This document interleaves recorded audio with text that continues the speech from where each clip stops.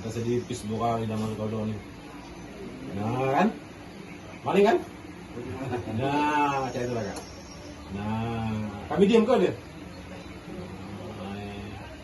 Nah, itulah kak. Terus masuk Nah. CCTV mana lagi Pak? Masuk sini lah kak. Jam berapa kamu ke lokasi di Sangkal? Jam 8. Sama siapa? Sendiri. Bawa apa ke sana? Bawa tas, Tas isinya apa? rokok, Terus korek. apa lagi? Terus tadi mendekati rumah siapa? Ya kurang tahu gitu namanya. Tapi ada rumah yang kamu dekati. Iya, Terus sempat panjat tembok. iya yang tembok. Tembok siapa itu? Tahu nggak? Yang rumah yang ujung itu, Ya rumah yang ujung.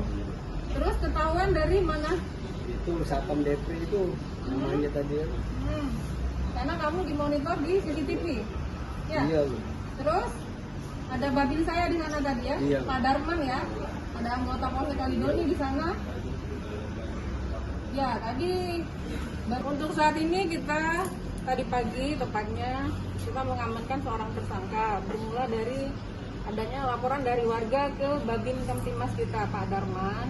Ya, memang Pak Darman saat ini sudah mulai mau pensiun 2 bulan lagi, tapi dari beliau masyarakat mendapatkan informasi bahwa ada pelaku percobaan pencurian dalam sebuah rumah tepatnya masih di luar di tembok pada saat si pelaku memanjat tembok dan terlihat di CCTV. Nah pada saat itulah si tersangka diamankan lalu dibawa ke pos security.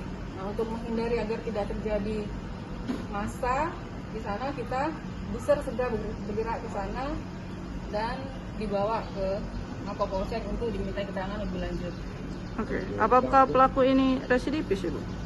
Kalau hasil dari penyelidikan kita hari ini memang dia adalah residivis. Ya, sudah pernah ditahan sebelumnya 2 kali, sebanyak 2 kali. Itu kasus apa Bu? Itu kasus yang sama. Informasinya di komplek yang sama juga. Iya, di komplek dan lingkungan yang sama.